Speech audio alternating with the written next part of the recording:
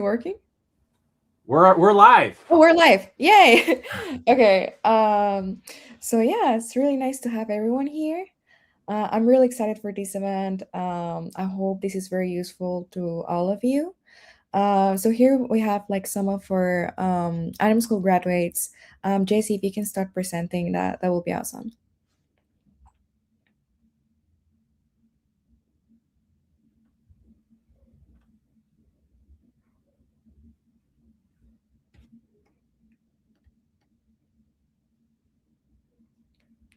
Perfect. Can you please go? Oh, let me go to the first slide.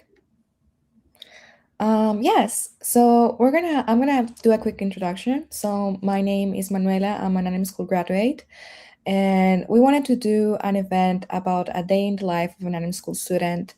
I know there's a lot of things about what we think is actually studying animation versus actually studying it, and life after graduation.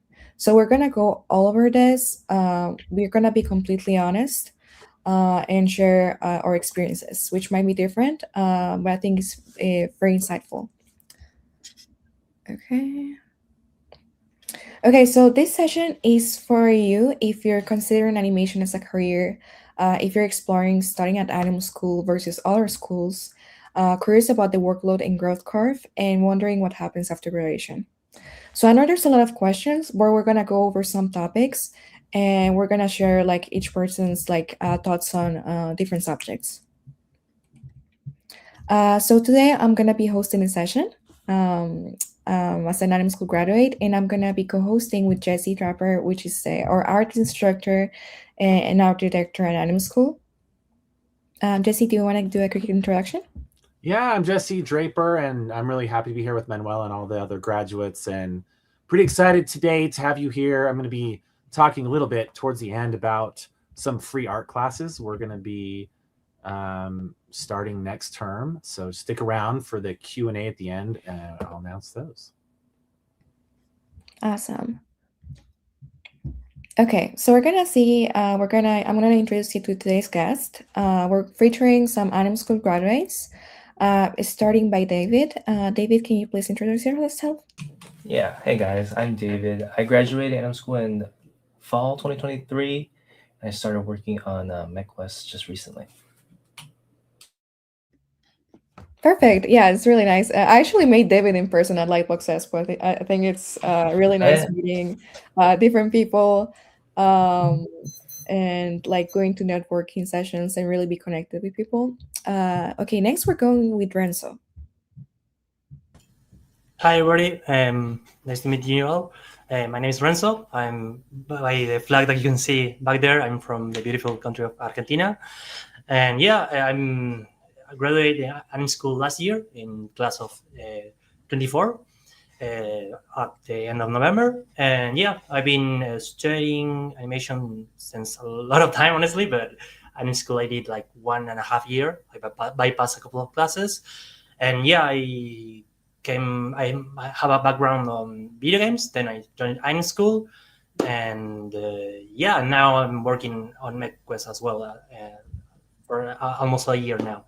So yeah, hopefully I can give my 2 cents. And if any of you are from part of Latin America or other, I don't know, the quote unquote developing countries or something like that, feel free to ask questions because I think I can at least talk a little bit about how can that be different from people from Europe or from the US. Awesome. Yeah, really nice to have you here. And I think it's really good to have people from other countries and other places around the world. I think Anim School is very diverse in that. Next, we're gonna go with Patrick. Welcome, Patrick. Hey, everybody. Awesome to be here. I'm from the US, and I just finished my AnimSchool term, so I'm now a graduate.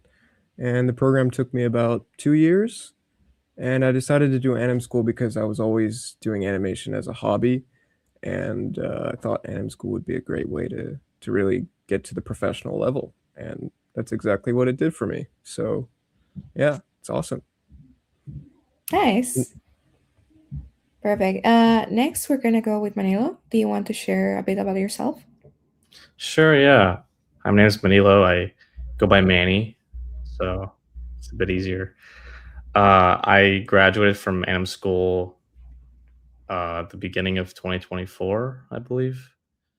And I've been working at MechWest for the past year, just over a year now. I recently became a lead. So that's been exciting. Yeah, so I started at AnimSchool from the beginning. I was an intro to Maya, and I did the whole program. So yeah, learned a lot. So here to talk about that, my journey. Nice. Perfect. Now we're gonna go next, and we're gonna share each person's work, so we kind of know after graduating what's expected. So first, we're gonna start with David. David, do you feel comfortable sharing your work? Yeah, I can show you guys my final shot for the last class, which is animating appeal and entertainment. Mhm. Yeah, I'll just play through it.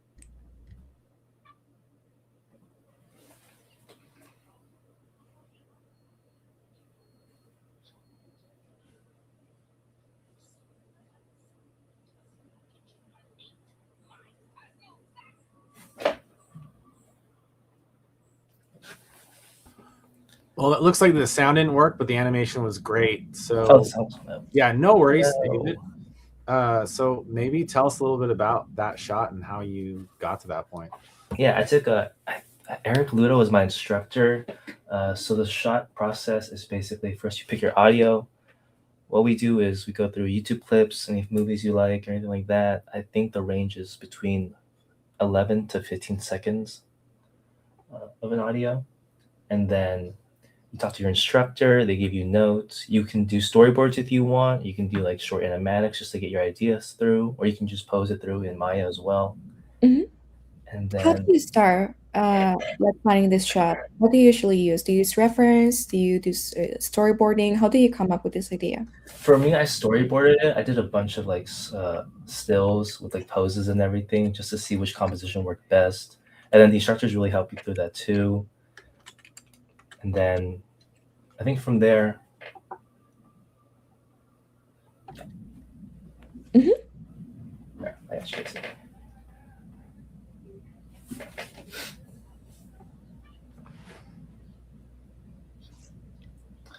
So like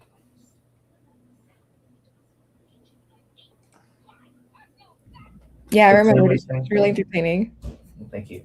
So then, like the instructors will help you plan out your camera shots and everything too, which is really nice. They help you through the entire process without taking over control of your shot. They ask you what you're trying to get out of it, and I think that really helps with how I made the shot come through. Quick question. You started the whole AnimSchool program. You did like the introduction to Maya and everything. Yep. Or yes. Yeah, I went through the whole pipeline. How long did it take you to finish this shot? Just in one class? It took the entire class, so I think one class is roughly 3 months, if I'm not mistaken. So that's Yeah. from like planning the shots, getting the audio into finishing, and the polishing stage too. So that's up to the very end. Awesome. Yeah, thank you for sharing. Yeah. Okay, next we're gonna go with Renzo. Can you please share what you've been working on and kind of your work? Sure. I don't know if you guys are going to Oh. hear the sound, but this is the I think my best shot, the shot that I did at class 6, and well, you're going to see other shots that I did and that all throughout the school. And yeah, I don't know. AnimSchool really helped me elevate my level of skills. I honestly, I bypassed a couple of classes. I think I said that before, but because I had a background working on video games, and I always wanted to work on the industry, on films and TV. Hopefully, luckily now I'm doing it. And yeah, I think one of the advices that stuck on mine was that I don't know, when I entered AnimSchool, I was really hurried about bypassing the most amount of classes. For example, I wanted to enter class 3 at the beginning, and with uploading my portfolio at the time, I was assigned at class 2. And a couple of things that you do on class 2 that you learn is walk cycles, and a walk and stop exercise, and heavyweight exercise. And I was a little skeptic about what this class could bring me.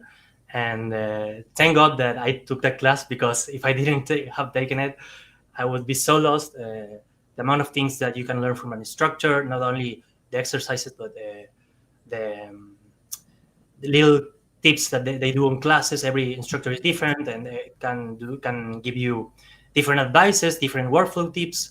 So, and obviously, if you have a strong animation skill, or you're really talented, like a born animator, you can always do whatever you like with your shot. The instruction can help you guide if you can go further that the class try to teach you, or even if you're just learning, they can quickly guide you to not go above and keep it simple and approve and learn. So yeah, that's a really cool thing about the school, and yeah, basically that. Cool. So from my understanding, you already have previous experience in the animation, in kind of like animation industry, and you wanted to go Yeah. more for films. How was for you transitioning, like already knowing something in the animation industry? Like, what made you decide to like, well, I really need anim school versus like other schools or other learning things online? I think mostly the guidance, because one of the things that I did before entering anim school was I look so many showcases of all the years at anim school, and I tried to do those exercises by myself, and I kind of did. I kind of succeed a little bit of doing that, but and one of my ideas was to you know go with a private instructor. You can go down Gumroad or so many other places, and hire a professional animator to teach you. But I think that the institution, the school, the classes, the deadlines they give you, and all the practical stuff, all the technical stuff is so much worth it. It's so much better to go to and learn that way. And yeah, that's basically why I decided. Just a simple structure. You had like a path to go. You had deadlines, and I'm so grateful that I did join Anim School at the end, because I learned so much. You don't even get to realize the half of the stuff that you're going to learn. So workflow, or industry trips, or even stuff about visas, or even stuff about art in general, directing and movies, comedy, all of the things that you don't really think about when you're just watching cool animation. You're only looking at cool animation and say, oh, this is cool. I can move characters. And probably you can, but that's very different for being a good animator. Yeah, I totally agree with that, and I think that's very important things you mentioned. I'd like to delve deeper into what things you learned, but first we're gonna go with Patrick. Patrick, can you please give us an introduction and show us kind of like what you worked on at your time at Anim School and your general portfolio? Sure, yeah. So this is the last shot that I can show. Unfortunately, I can't show the last shot I did because it was actually for MechQuest, so we'll be able to see that soon when the episode comes out soon. But this was the last shot I did in the class. I'm sitting here driving, doing all the driving, man, whole fucking way from Brainerd, driving, just trying to chat, keep our spirits up, fight the boredom of the road. You can't say one fucking thing just in the way of conversation.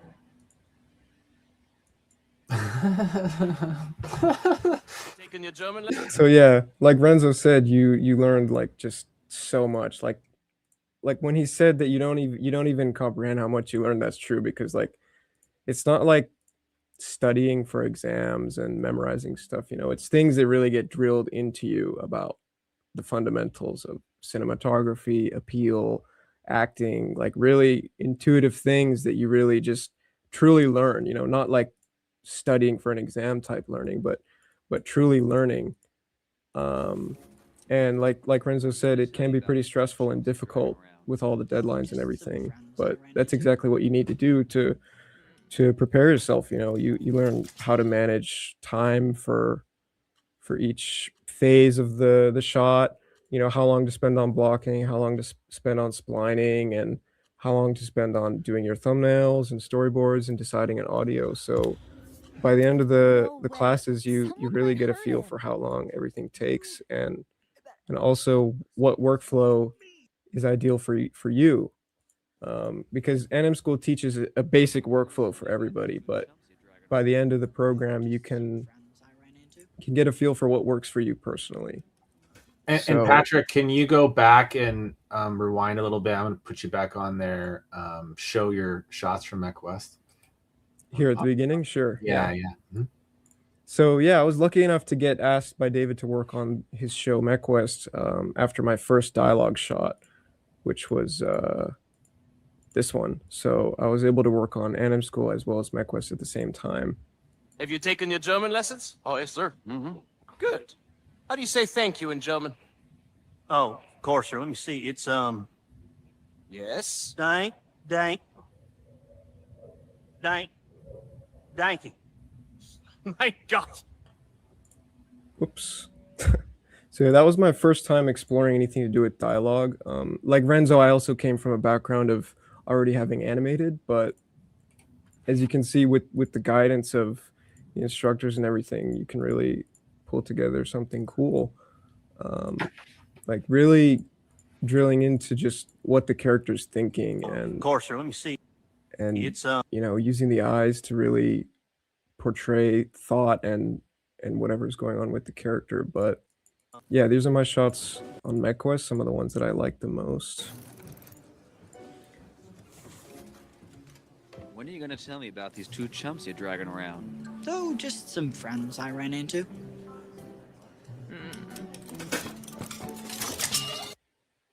Yeah, super fun stuff. Super fun stuff. It's awesome. When are you going to tell me about these two chumps? Yeah, back to what I was saying about the workflow though.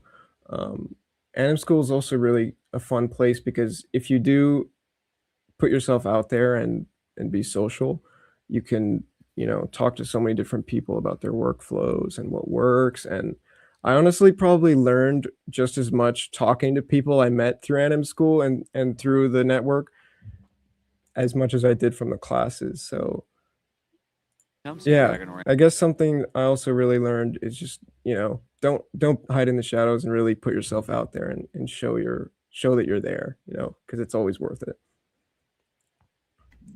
Yeah, great advice.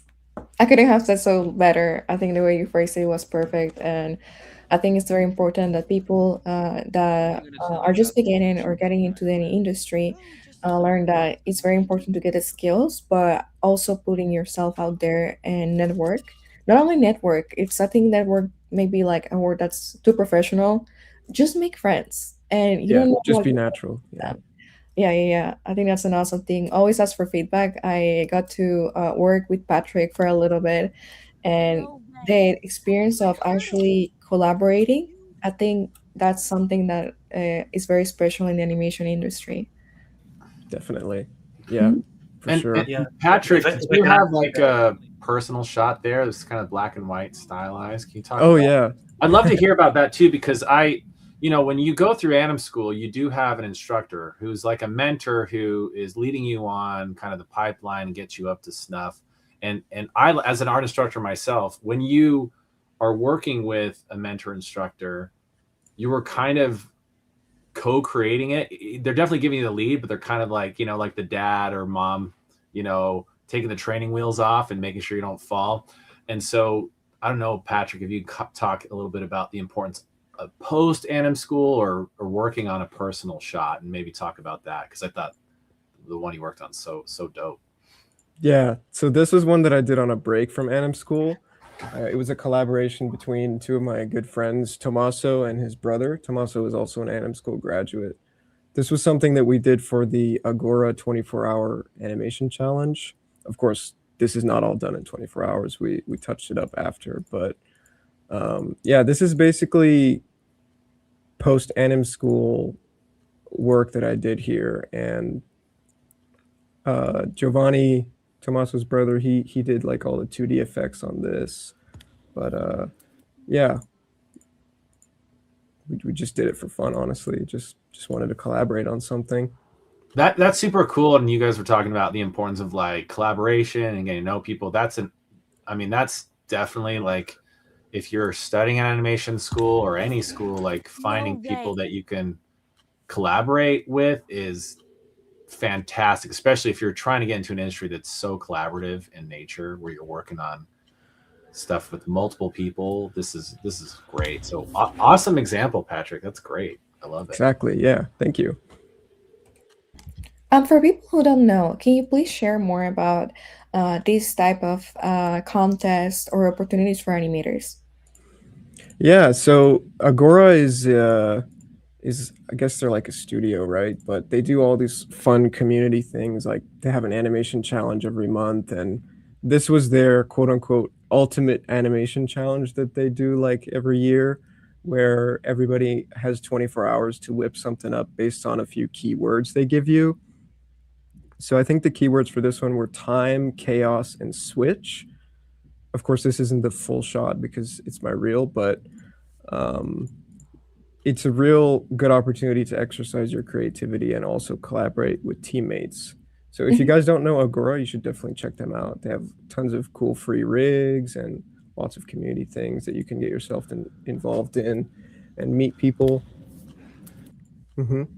Yeah, there's also Lightbox, the community on Discord. There's a bunch of communities on Discord that you can be a part of and join and meet people through there. You don't necessarily, I think if you're part of a school, it's great. You have the community, but also look for communities outside of that. There's like different organizations such as Latinos in Animation, Women in Animation. There's many different things out there that you can get like resources from. Yeah, absolutely. Perfect. Thank you so much for sharing. And next, we're gonna go with Manny. Yeah, I could share my screen. I'll show my shots from AnimSchool, all my performance shots here.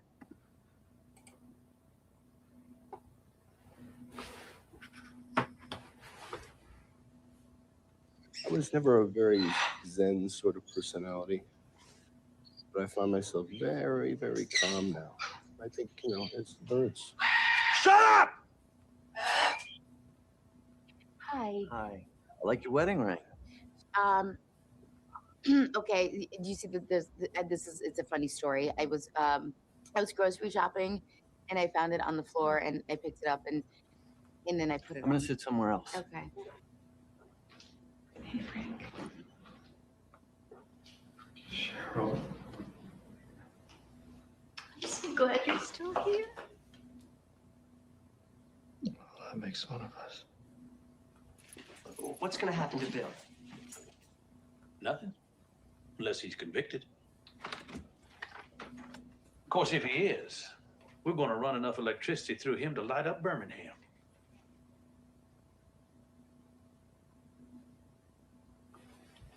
Yeah, so those are my shots. I'll just let it loop. But yeah, so these were more of the challenging shots of the whole program at AnimSchool. The into like audio. It's definitely a big challenge stepping into that, I'd say. I guess, is there anything specific you'd like to hear about it? Yeah. If you want to share about, let's say, which one was the most challenging and why, and what was kind of the process of coming up with each one.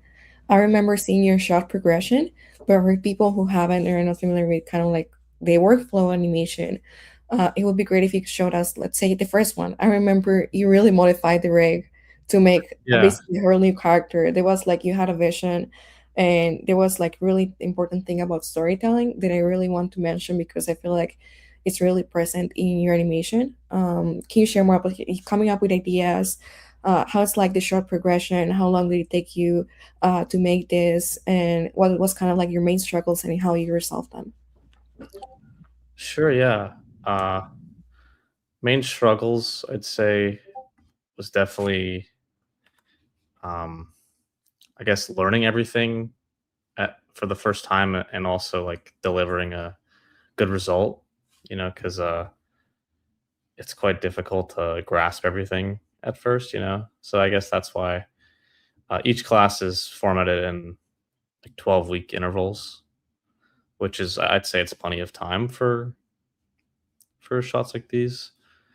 So when it comes to like coming up with ideas and everything, each class has a specific format that you have to kind of abide by. There's like soft rules. They're not like super strict, I'd say, but obviously as an artist, I love to like play within the rules because you could like think forever about things. So having rules is very important for me. So for this first shot, let's say, or for all of them, you have to look for audio from any movies or shows that you like, specifically live action. And then you kind of have to pick one that fits, that would fit an animated shot. So I took this audio and came up with this idea that this guy's bird watching, and went to the class with it, and then we developed the idea and figured out like what's going to happen and when, and all of that. So you really learn all the whole process at AnimSchool. But yeah, a big challenge like for me was dealing with two characters, more than one character. Before that, I wasn't used to like having to think about two people or two characters, so that definitely took me a lot of time to get used to, and figuring out like how to balance where the eye is looking throughout a shot. But yeah, there's so much that goes into it, so I could talk about so many things. Yeah, there's so many things that you learn at anim school, and so many different things. I feel like it's different for every shot. Like you have to learn a completely new different thing. Let's say with this one, like how you manage a prop. There's a lot of technical things. When I first started, I felt like kind of overwhelmed because it's a lot to process. I wanted to ask you how you felt about that, or when you finally felt like, oh, I think I got all this, and I'm not applying like everything I learned along the way. Yeah. So we get to choose like what type of shot we do, So we do have a lot of freedom in that, and the idea. So I do have some varying like tones in my shots. Like this one is very serious.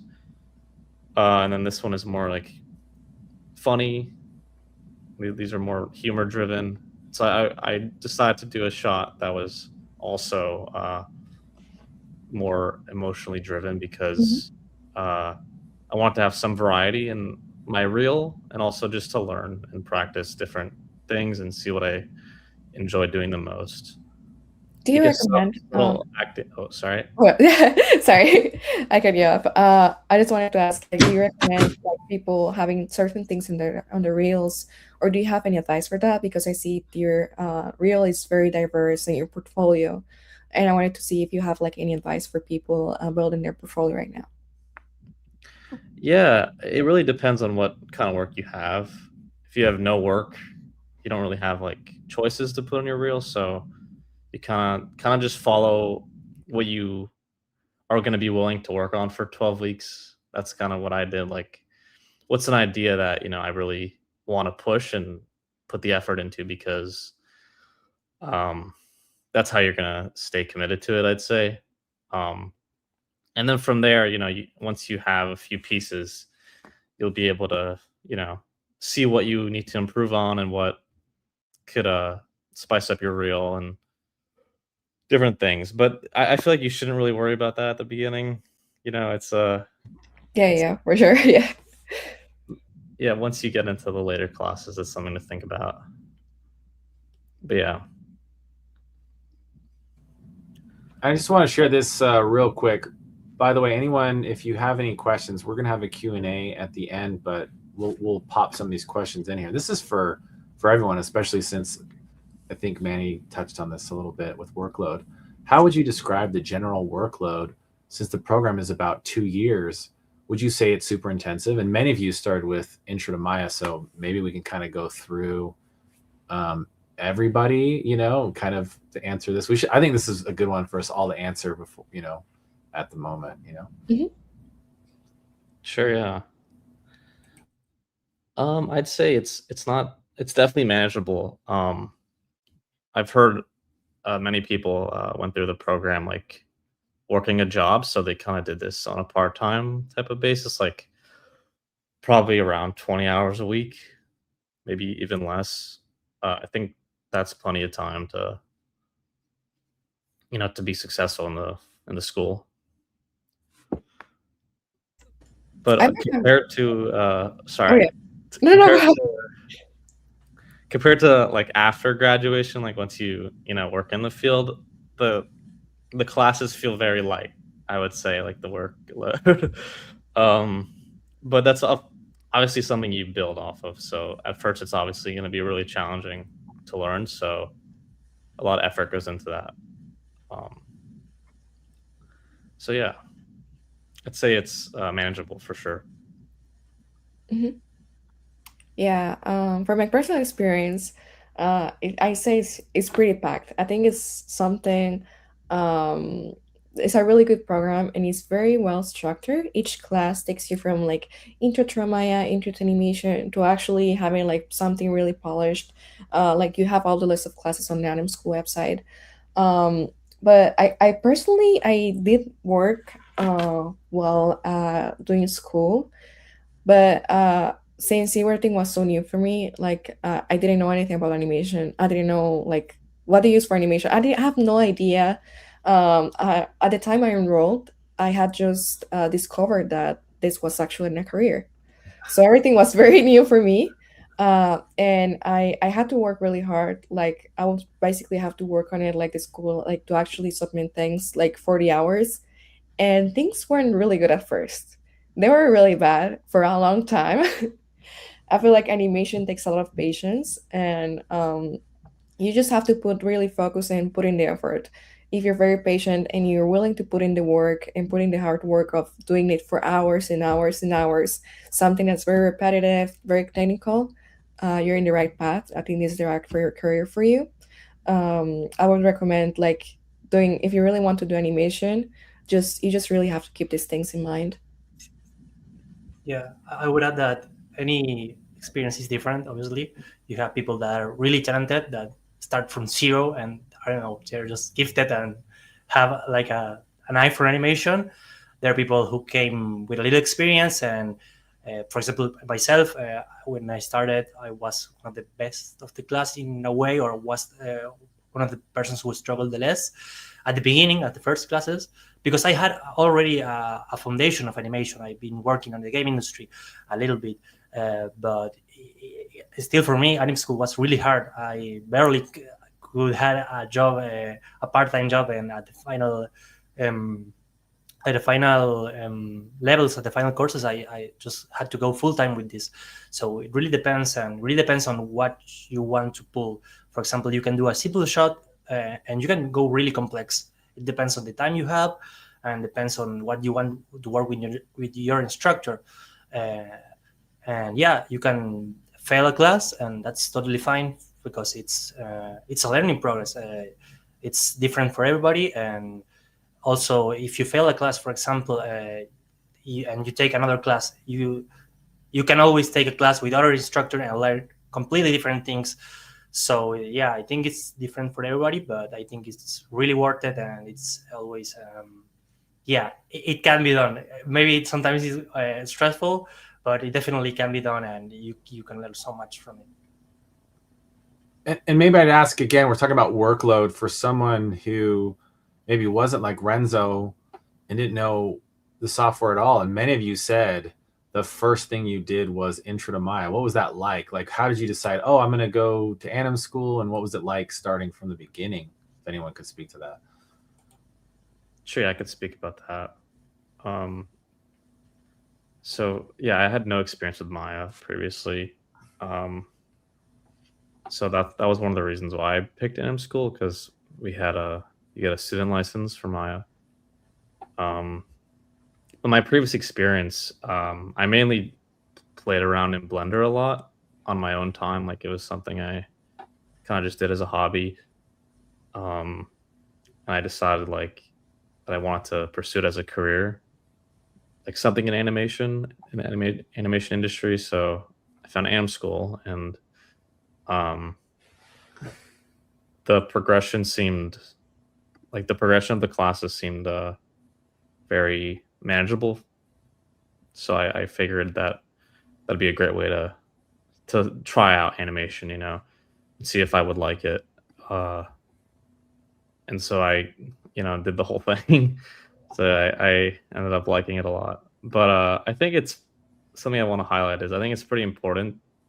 I don't think it's a necessity, but having some form of experience in 3D would be ideal.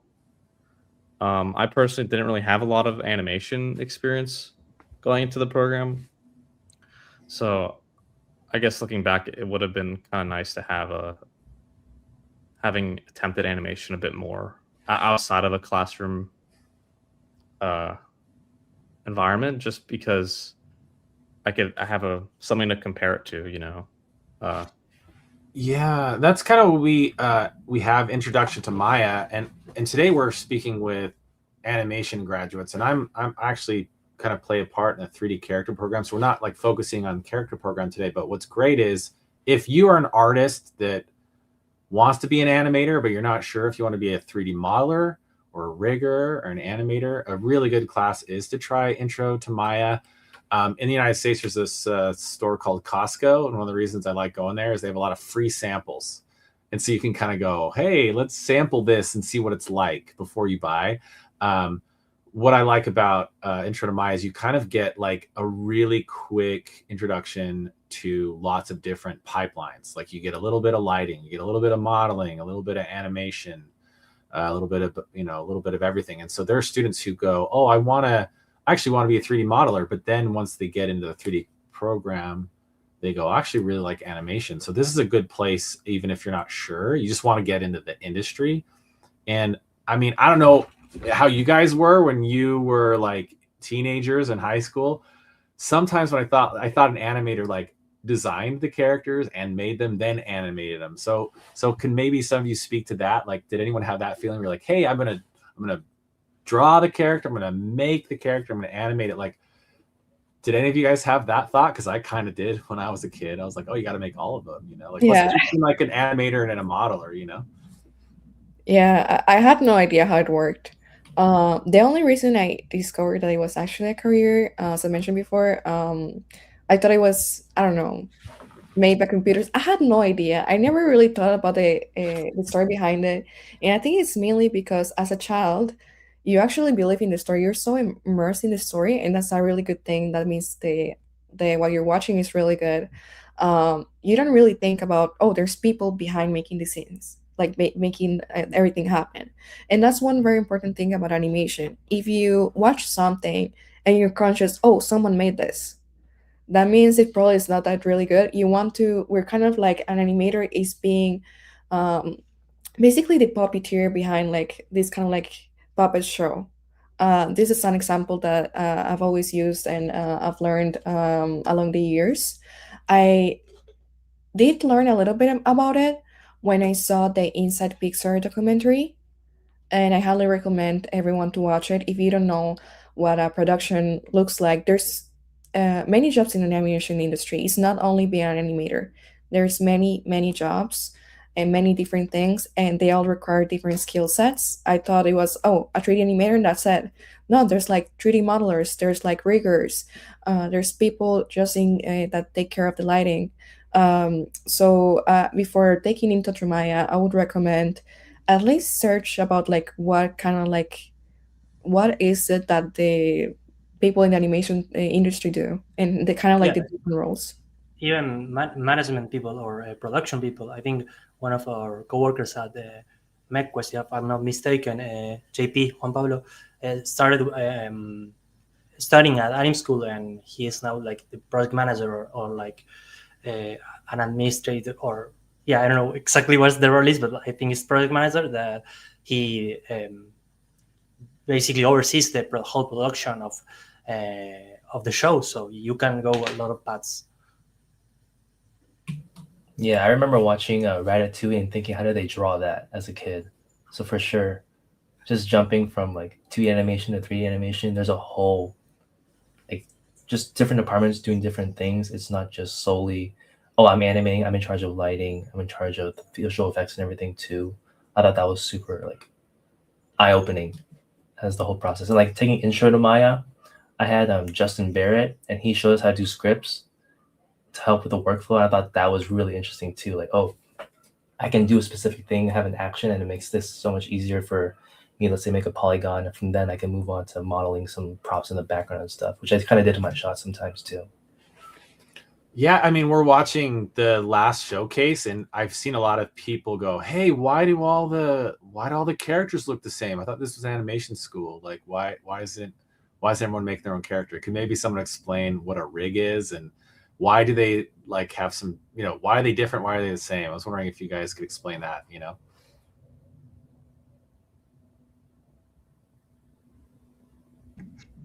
Well, I think it's a hard question. Yeah, they're like, why are we seeing like? I think Manuela nailed the question by saying that we are basically puppeteers in a way. That's the school give us a cool amount of characters, really polished, that had certain style. And you're basically a puppeteer and an actor, and you have to portray and make the illusion of life that they're doing something entertaining, something lovely, something beautiful. We are not focusing, at least in the animation program, to do a specific design. We're just trying to make the acting choices and bring life to the character with movement. Basically that. I always tell my friends that, I'm basically a puppeteer. I'm just digital. Yeah. I love that. I'm a big fan of the Muppets. Maybe you guys like them or Yeah. not, but I like to think of like there's a team of people that like makes Kermit. Like they make the puppet, they make him so he can move. They're kind of like riggers, like the people who figure it out, and then the performers are the puppeteers. And so I like to think of like animators are actors. They're like creating those emotional beats. Like even just watching these, like these are a lot of times is if you'll watch our social media, you'll see a lot of behind the scenes where animators take their own reference. A lot of times they're acting out the shots on their cell phones or wherever. And it's really, they really are putting their own humanity into the performance. And this is called frame by frame animation. This is not AI. Like this is all hand done. Like there's definitely like tools, what you do, if you were to do old school animation, you call like, keyframes or key poses, right? Like you guys are building these up from like key moments, and then you're like polishing them by hand. And there are definitely some tools that like help smooth between stuff, but really this is all hand done stuff. I know it sounds weird to say that when you're talking about a computer program, because people think, oh, it's on the computer, poof, it just does it for you. But this is very like almost like being a stop motion animator in the computer. There's definitely like some real convenient tools, but it's really like, it really is the human touch. And all of these have so much human touch in them. Here's a question too, like, I think is good for people to know. I live in Europe and have really no idea how or where to go to animation school. Does AnimSchool give classes online too, or just like having to be physical there? Could maybe someone explain like how it works, like in terms of how you go to classes, or where can you go to AnimSchool? Yeah, so it's all online. I think that's one of the great things about it. There's people around the world, and there's people from many different backgrounds. I don't know if anyone wants to expand more on it. I think it is really worth it to give it a try, because you also have like let's say 2 classes per week or different classes in general views, so you can join at your own time. You can really manage your time and workflow, and I think it's one of the greatest strengths of AnimSchool and our online schools. I specifically recommend AnimSchool because of the way they structure their classes, and I think it really takes you from knowing nothing to actually be industry ready. I don't know if anyone else wants to expand more on it. Yeah, definitely. There's a plethora of different instructors you can choose from, depending on which one is most convenient for your time zone. And also, the benefits don't stop there, because once you're a graduate, you can still be involved in the school. Like you can come to the general reviews, which are the extra classes that you can get extra notes and feedback from. You can do that forever if you're a graduate. And you can also look at all the recordings of previous atriums and classes, and you can soak up all that knowledge, you know? Mm-hmm. And there's also something I wanted to touch base on that I want to before we go into the Q&A is one thing is studying it, but how is life after graduation? I want to hear anyone's thoughts on it. For me, it's maybe not as easy as it sounds, but it's a whole progress. I want to hear everyone's thought. Manny, if you want to share, Patrick, everyone, like, how's your experience with this? Well, one thing I'd say that shifted my perspective is that animators are actors, honestly. Like in the later classes, most people wouldn't think, 3D animator, not really an actor, but in the later classes, you really go into a deep dive into acting. It's super interesting. So if you've ever been interested in acting, animation can scratch that itch for you. I just have to say, more and more, I'm agreeing with Patrick so much. It's something I just didn't understand. You're like, maybe going to a good Pixar or Disney movie. Like I looked over at my kids during Zootopia 2. And there was points where people got a little teary. And it was like, this fox and rabbit are making my kids get emotional, happy or sad. And that's acting. And that's the animator like putting life into that. That's like giving an emotional response. It's also the music and the story.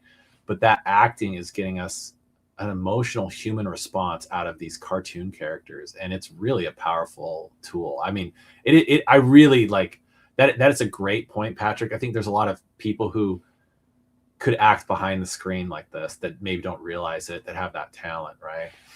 Yeah, and if you don't fancy doing like modeling and, doing all the hair and clothing and making the actual characters, because that's very technical stuff, maybe you prefer more of the intuitive acting, which is animation. That's what 3D animation is. Like it is kind of comparable to being a real actor in the sense that you're not responsible for the lighting and the camera work and the wardrobe in a production. I mean, at AnimSchool you are more in control, but in a production, when you're working as a 3D animator, you are really like the actor on the movie. I'm rewinding this here because it's like watching Manny right here, even though that's not Manny's face. Like these movements are Manny. Like this is Manny acting for us right now. That's so cool. Even the bird, he gets to pretend to be the bird. Like what's the bird gonna do? Even if he never, like, that's what's funny is we see this. I remember when I first saw this shot of the bird. That's like kind of a retooling of our lizard character. Which is really funny. I remember when he does this crazy face, I laugh so hard, like seeing this from Manny. Oh man, Manny's right here. I don't know where he went, but there he is. So Manny, can you tell me about thanks. Like, can you like tell me what is it like to? This is kind of funny to pretend, right? Aren't you kind of like pretending to be a bird? Is that wrong to say? Like, are you like embodying this creature like when you're animating it? Like, I don't know. I've never done that, so I'm curious like what you thought. Animating a non-human character, are you able to like feel like you're expressing it, like even like where you poked it like a freaking pigeon, like what are you thinking when you're doing that? Yeah, I never acted out the bird. There's no reference of me doing that. But I guess I really honed in on like what the purpose of this shot is and the why there's a bird. And the whole point of the bird is that he's, annoying. He's distracting the main character. So all of my choices were around that, based around that. Like, how could I have him just like annoy the guy, but not be too distracting to the point where you're not looking at his performance. So yeah, I guess I did kind of like think like, well, what would be silly? Like, how is he going to do this?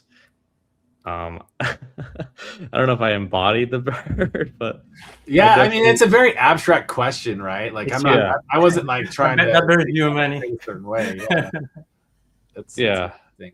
But did you feel like your performance in the character though? Like, did you feel like that you were embodying those emotions? Like when you're animating a face, are you like moving your own face? Are you like feeling it out, like your performance? For the bird, not so No, much. not the bird. No, for the human rig. Yeah, definitely. Yeah, I even have a mirror on my desk that I don't really use it too much now, but I would use it a lot to like kind of feel out the how the character's going to act and like how the face moves also. But yeah, you definitely try to dig into the subtext of what the character's thinking. And you kind of animate that. You don't really animate words, you animate feelings and intent. I think is the best way to put it. Oh, that's super cool. Another thing on that note about acting is if you're to be an actor in real life, you're always bound by what you look like and what you sound like. But the fun thing about being an animator is that you can be an actor for literally everything, like a bird, a potato, a bear, or a person.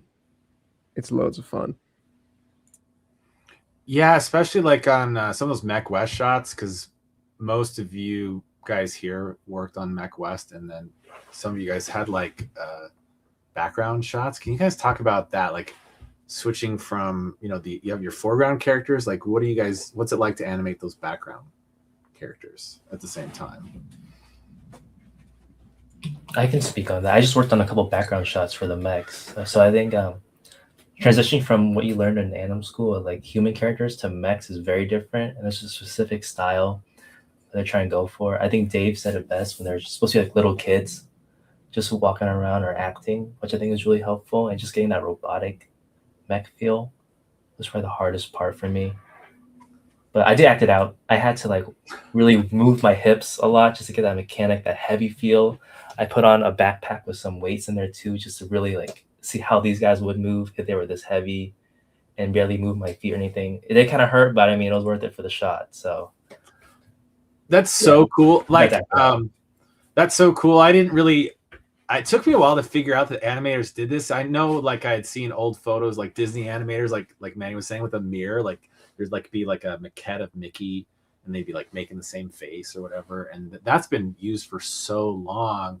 But what's really funny was I was on LinkedIn, and there was an animator at DreamWorks who worked on Croods 2, and he acted out the Betterman character, and he showed his behind the scenes, like him acting with the footage, and it just blew me away, this performance of the animator. I was like, it's such good acting. And even though it's very exaggerated, right? Like it's not rotoscoping. If you guys know what rotoscoping is, it's like where you trace over a character. Like this is not that. Like you're using that footage as just like a high-end reference. Like, again, Manny said, hey, you didn't really necessarily even film reference for the bird, but like, how do you guys, when you are doing, specifically for David, when you're saying, hey, I want to feel like, even though the mech isn't a human character, maybe it feels like a little kid and you're putting on that weight, like, what are you using from your reference? Like, what are you taking that's useful, and what do you kind of throw out? That's what I'm kind of curious about. Oh yeah, that really depends. There's a number of reasons you could use reference. Like, I guess in the context of like acting, I'm mainly looking for a lot of the choices, a lot of the natural things that come when you kind of just turn on the camera and pretend like you're the character, stuff that you don't really think about. It's hard to think about. It's something that you kind of have to feel and embody to really get to feel natural.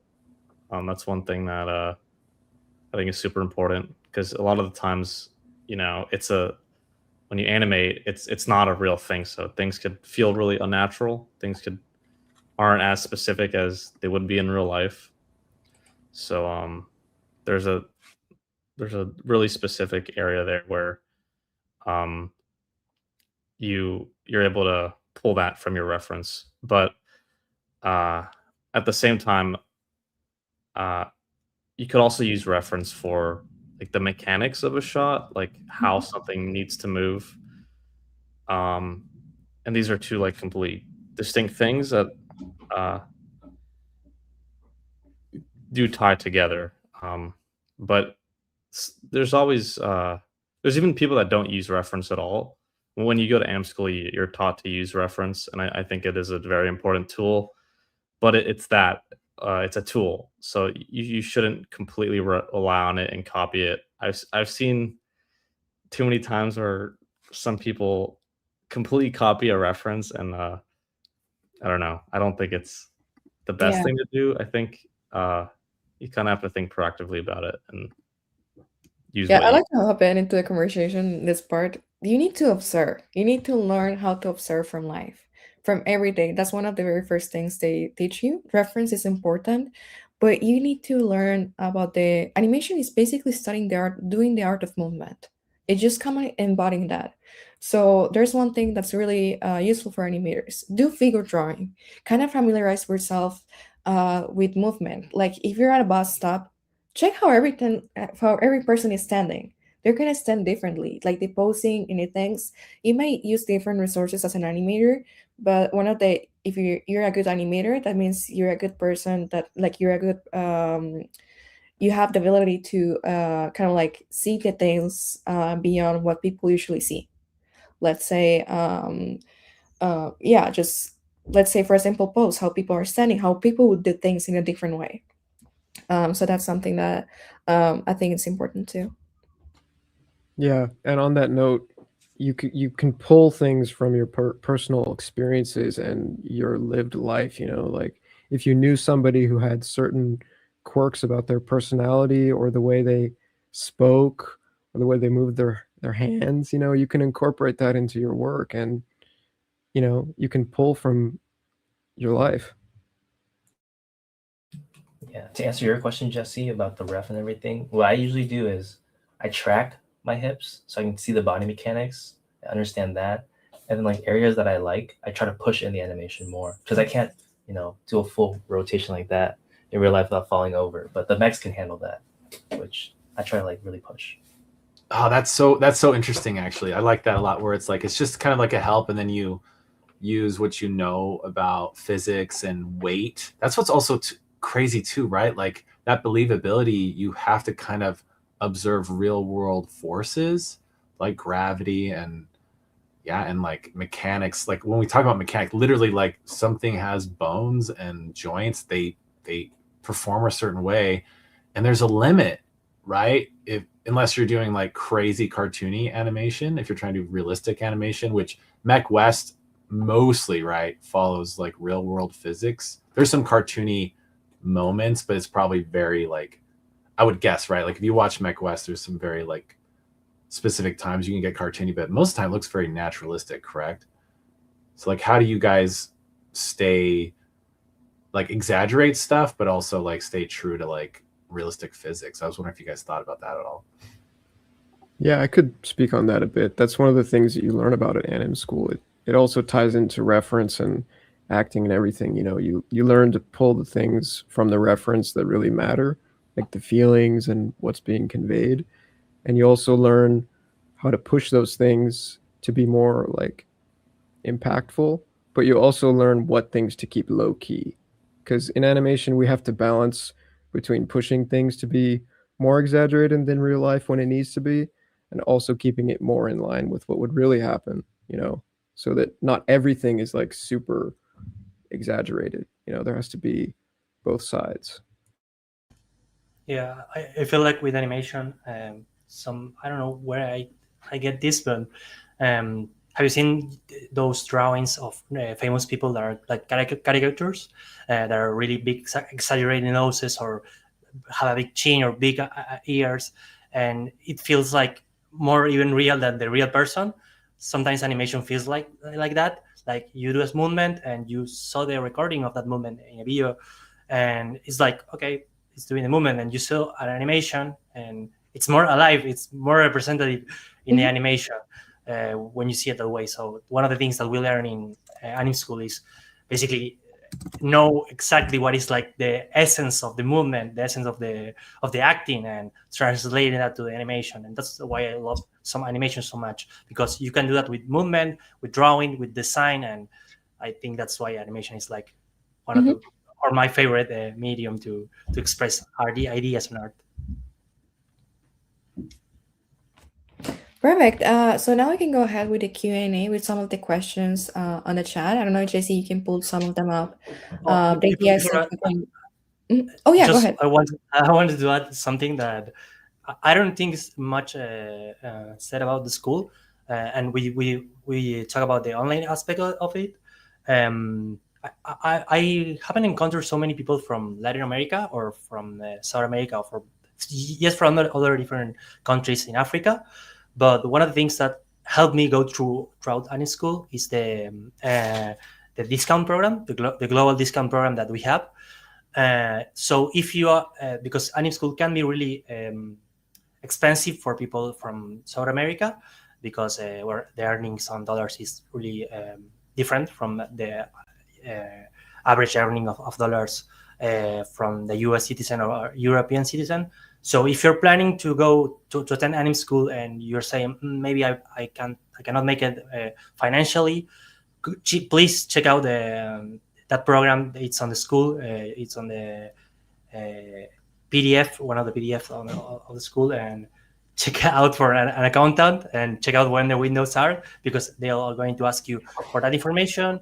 And yeah, it helped me. I'm really grateful to AnimSchool for that opportunity, because without that, I couldn't have made the final classes. So yeah, and even if you cannot make cannot do the program, or you're not granted that, you can always do different classes by separate, and you can always learn from that.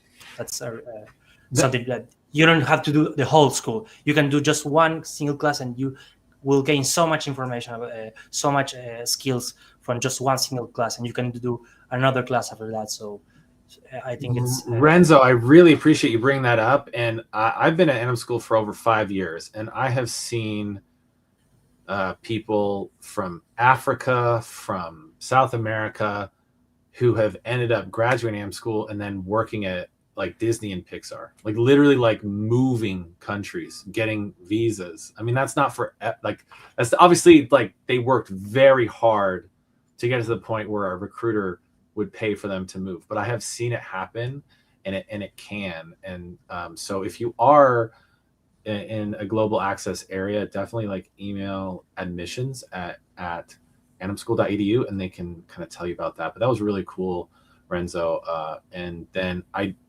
we are going to the Q&A, but also there was a specific question I had that I wanted to bring up for Manny, because he just finished a really cool internship. So I was just wondering if, Manny, you could talk about like some of the opportunities that are available to graduates of AnimSchool that happen, you know?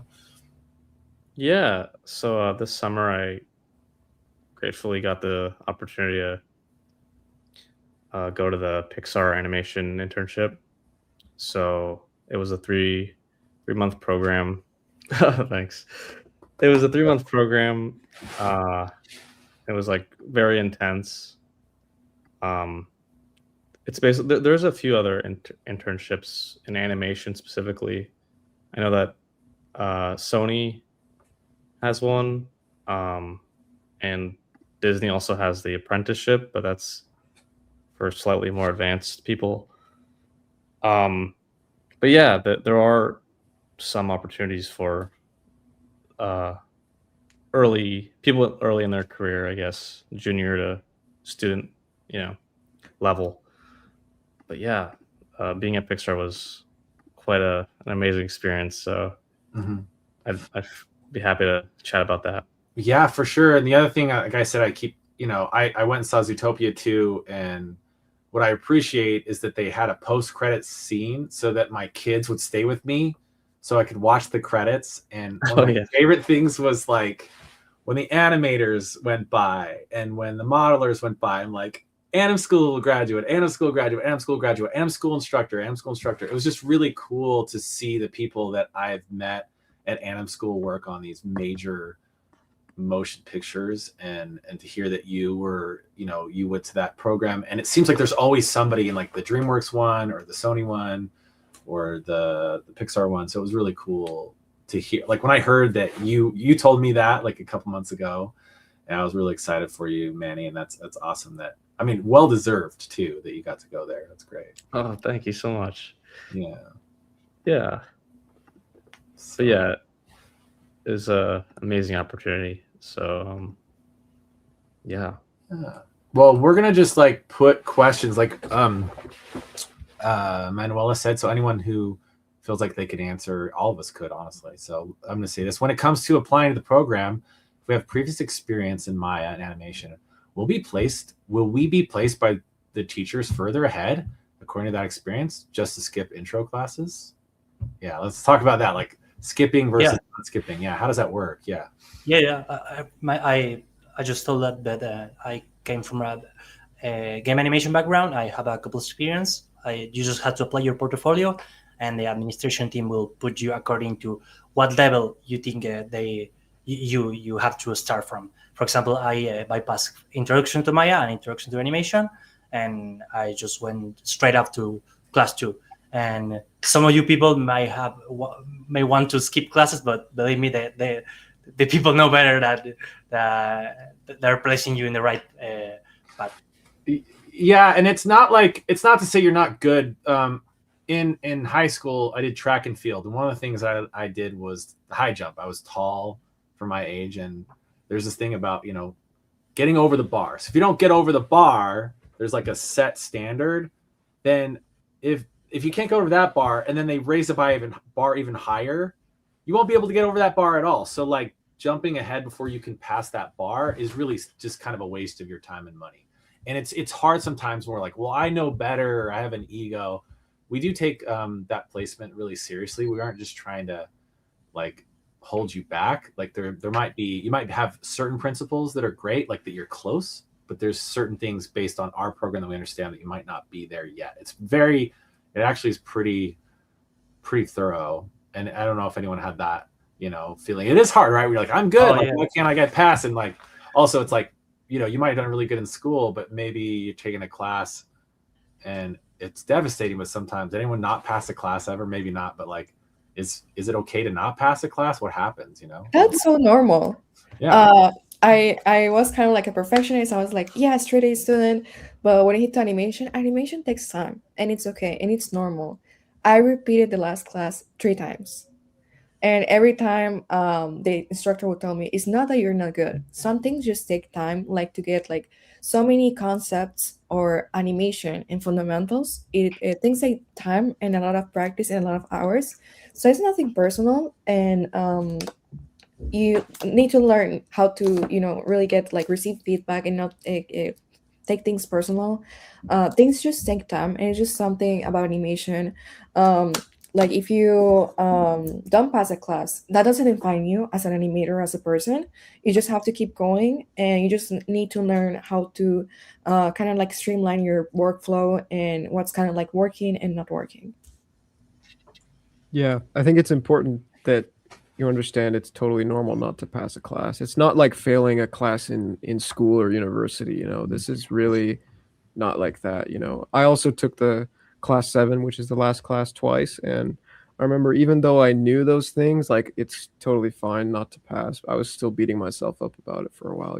So it's so different because we're used to in the normal school, and at least in the US, like, we're trying to get like a high GPA, and we're trying to like get into colleges. And so the grades at AnimSchool, and we're an accredited school, by the way, we're recognized by the Department of Education. So those grades seem like, oh no, if I don't get straight A's, it means I'm not a good animator. No, that doesn't. Those grades are just there to say like you pass that bar, right? That's what it's for. And everybody ever asked your grades that you got at AnimSchool at all? Even though I love AnimSchool, I love the grades, does anyone care about your grades in animation at all? Nope. Like, does anyone studios care? do not care. Yeah.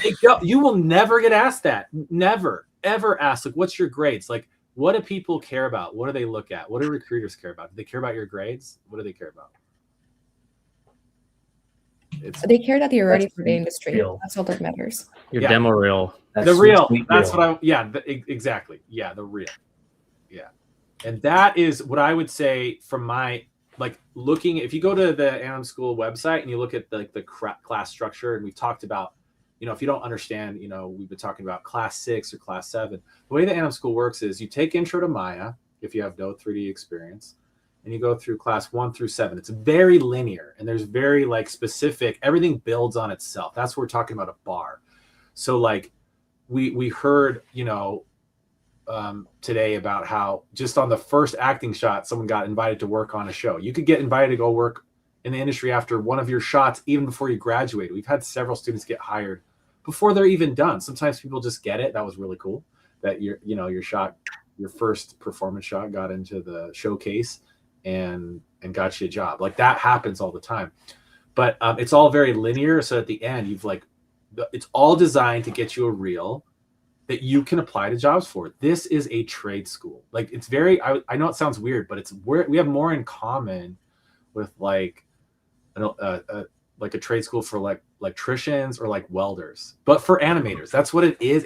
That's so different than maybe what you're used to, but it's really about getting you skilled up to get that reel. It's all reel focused. It's all about that. And that's why you probably keep hearing that we have general reviews. And I think that's something that isn't necessarily like spoken about enough for people to understand, is you have your normal class, which is awesome. You're paying for that.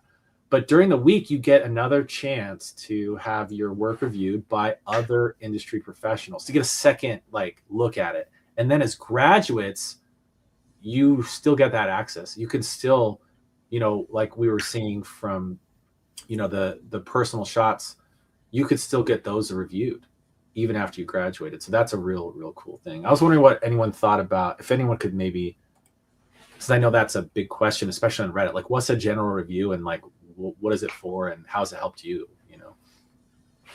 Go to them as much as you can. Please.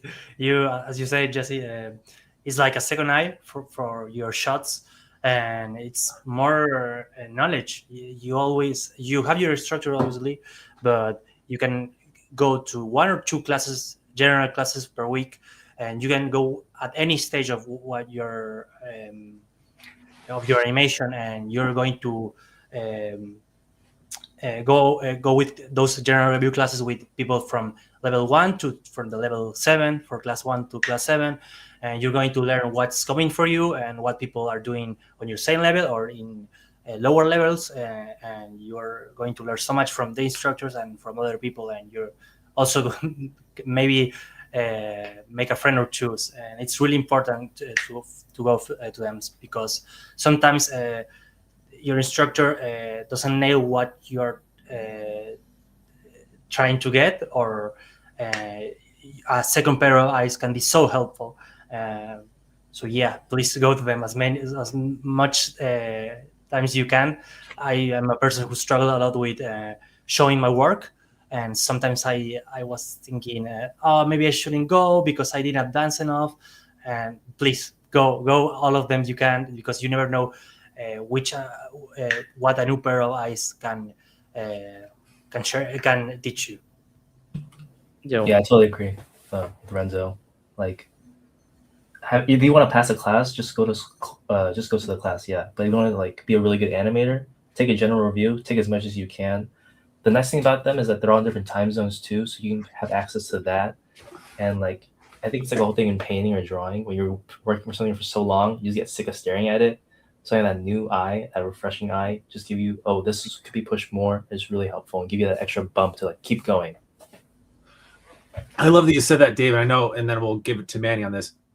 Is that I studied like at a brick and mortar like university, and I was just gonna like study illustration. And illustration is very lonely. Like I'm just there by myself drawing, and like down the hall, I would hear all these artists having so much fun. I was like, "What's going on over there?" And it was the animation program students, and they, you know, I would spend like 2 weeks on one little drawing, and then I looked over at them. They were drawing like hundreds of drawings a day, and they were having a great time. They're working together, and kind of what David was saying was, this is such a cool art form, is that you're not alone. In that if you have an idea, you could take it to a general review instructor or your friend or like an animator in the industry, and they'll be like, that's really cool, David. Like what you did is so cool, but it's also making me think of this other thing. If you just change this one thing, it would add this whole new aspect. And so like David could take a shot, get a new idea, and like make it better. And that's kind of the joy of being an animator, is like you really get to make art with other people, and it feels really nice. Like it's an amazing feeling when someone gives you an idea and then you're able to like bounce off each other. And I'm sure like Manny has all, I would assume you'd agree with me, Manny, but what were you gonna say about general review? I was just gonna say something I think that's important about them. But yeah, general reviews are basically they're included with your class once you sign up. It's basically an extra review from an animator with an animation instructor provided by the school. Or they'll look at your shot and give you notes and give you extra feedback on top of your regular class. But one thing you're gonna notice once you start going to general reviews is that you might get conflicting notes with your actual AnimSchool instructor. And so I think a really, really, really important thing that you learn is that, if some animators are gonna suggest different things to you for like the same problem. Right? There's going to be multiple solutions provided for like the same problem with whatever your shot needs. So it's very important to try to figure out what the animators are trying to address specifically, because you're going to get there were times where some of my instructors gave me completely opposite notes to like what I heard in the general reviews. So it's going to be your job to figure out what your shot is going to need and what problem they're directly trying to address. I love that you brought that up, because I actually think that's going to help you in industry, because that's exactly what's going to happen on the job, which is exactly like why it's really good to also be a student of like animation in general and film and stories, like developing a personal taste, so that when like you're in general reviews and you're hearing different things, you can go, yeah, these are both good ideas, but I'm gonna go this way because I know this. Like, to not just be someone who's acted upon, but someone who's acting as an authority for themselves. Like, that's how you become, like, we want you to be leaders in the industry, not just like junior animators forever. We want you to move on. We want you guys to have long careers where you can maybe even eventually like direct your own stuff or be a supervisor. Like those are the kinds of things that, it sounds hard, but putting yourself under that pressure of conflicting ideas is good for your career, just to learn how to like decipher that. So it's good to put yourself under those situations. It's like by design. Exactly. Yeah. Another thing that I may add is that for at least the type of personality that I have is sometimes perfectionism affects me, and I like close myself and I don't show my work, and I say, this need to be perfect, or this need to be a certain way. And sometimes just showing to general reviews and ask, hey, is this working? Is this okay? Is this just finished?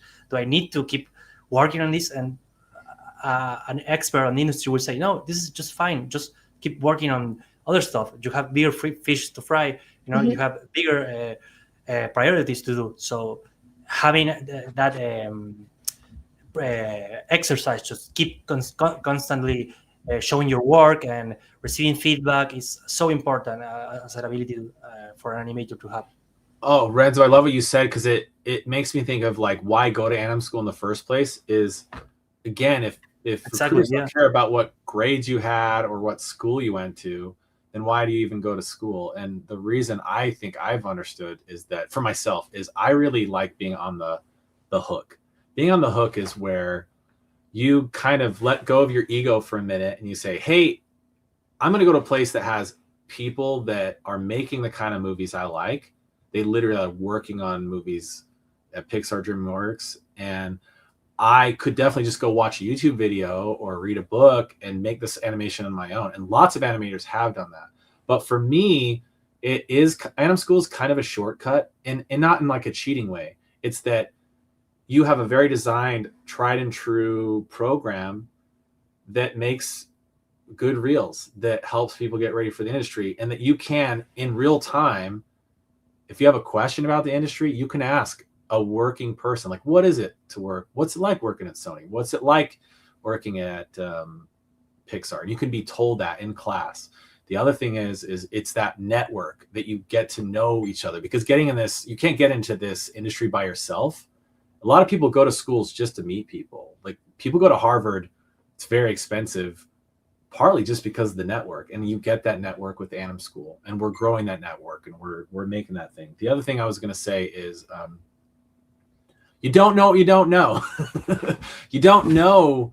You need, like, if you think you're super bad at, like you're so good at animation, and maybe you are, but it's a good time. It's almost like looking at the mirror and say, like, where am I really at? Where you're like, I should be class 3. And then they put you an intro to animation. Like, this sucks. I should be in class 3. But then you start having to do the class 1 assignment. Like, oh crap, pretty quick. You're like, I was wrong. Has anyone felt that way? Like, oh man, like I'm going to, and if you do get put into an earlier class, then show that you're the best at it at class 1, right? Like, I was just wondering what you guys kind of thought about that. Like, why go to AnimSchool versus just like, maybe, for everyone, what made you finally pull the trigger, like to go to AnimSchool versus like doing something else? Oh, definitely. I just want to add something really quickly to what Jesse said.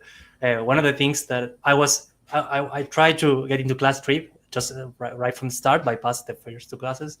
And I said, okay, the heavyweight exercise, how difficult can this be? And I saw some people to do really weird and complex and amazing stuff with just a heavyweight exercise, like a pantomime shot, like a class shot that should be for class 4. And I said, okay, I need to do this. I need to do go beyond and trying to do that.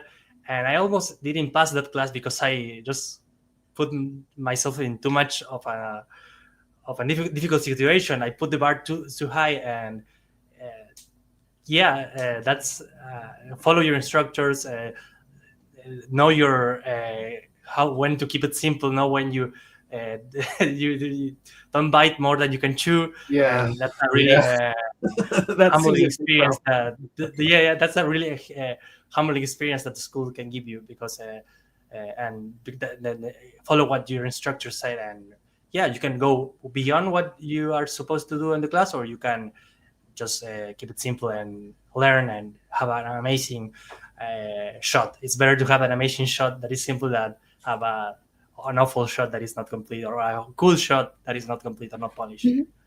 Yeah, I also want to hop into the conversation with what made me choose AnimSchool. And it's actually really interesting because one of the actual reasons is that I had no idea about anything about animation. And when I started looking into it, I saw all this list of art schools. When I requested more information and they told me like, oh, this like this much, I couldn't even pay for it. Like, even if I, it was like impossible. Like, the amount of money, it's like, I think it's overpriced. I think education should be more accessible for sure. And I was like, okay, there's no way I can pay this. So what should I do now? So I had the idea of messaging around like 200 or 300 people on LinkedIn in the animation industry, like industry professionals. I was like, okay, I have no idea how this works. So what do you recommend? And they all recommended me AnimSchool. And I said, like, the most important thing like you can do, the most smart thing is to study like at a 2-year program at AnimSchool, animation school, because that will make you ready to go like to the industry right away. I feel like some art schools promise to teach you everything from 3D modeling to rigging, everything. That's too many things. That's too much. If you know what your focus will be, if you want to do 3D animation specifically, go directly into AnimSchool and do the 3D animation program instead of learning illustration and this and that and ended up with a 4-year degree where you don't actually know how to animate very well. You just know a little bit about this and that. So I think that's kind of like the main difference between AnimSchool and other schools.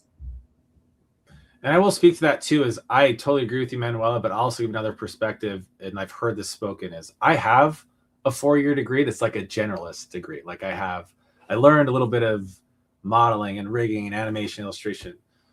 And if you do have that background, AnimSchool's a really great school after that, because I hear it called like a finishing school. Like it's a school that then you can say, I have a little bit of knowledge about everything, but I really want to focus on this one thing. Mm-hmm. So, but either is good. I think it's kind of like what works for what you're trying to do. If all you care about is that, like I like too many things. So I think I had to do the generalist thing first.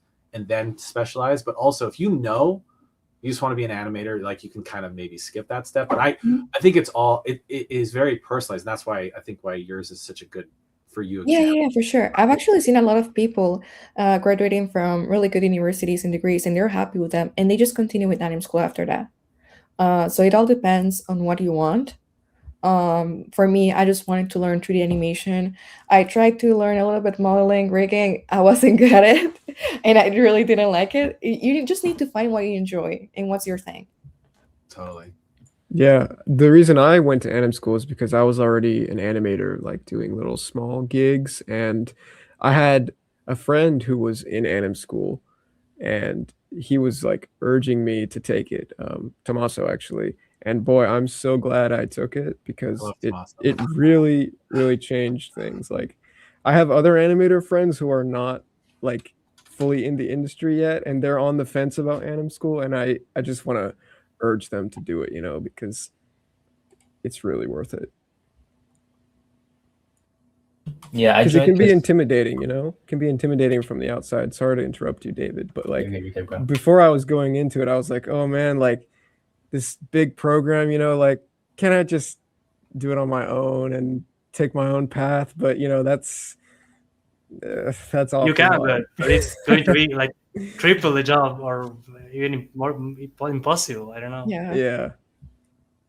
I guess another thing to highlight, I guess, is something I realized like when I got to the later classes was you have a lot more, I guess, agency with the class than you realize. Like in school, it's like this is what you learn, this is what you have to do. But with AnimSchool, it's like you could kind of choose what you want to get out of it. So if you want to do like, if you want to practice like more mechanics heavy shot, or you want to do something more cartoony or something more subtle or anything like that, like you have a chance to like bring a creative idea you have to the, you know, to a professional and get it to a good quality.